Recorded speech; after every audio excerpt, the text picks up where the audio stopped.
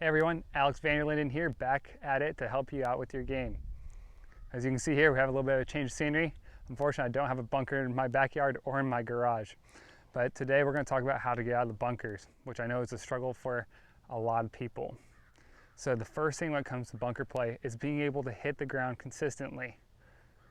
And then also, it's a matter of what part of the club are we using to hit the sand.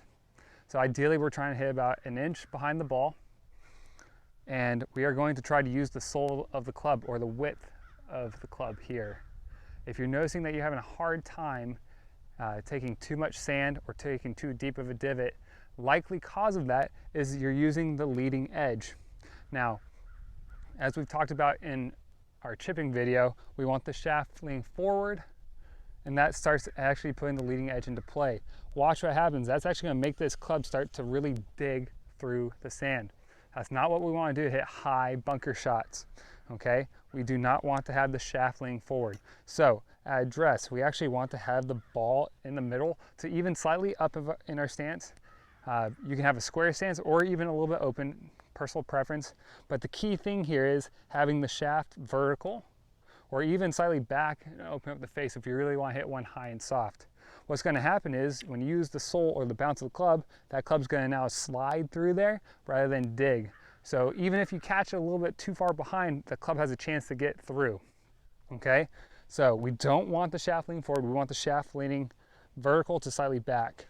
Again, if I want to hit this thing even higher, I have it back and even lay the face open with an open stance, okay? Now, the last thing here is don't be afraid of taking too big of a swing.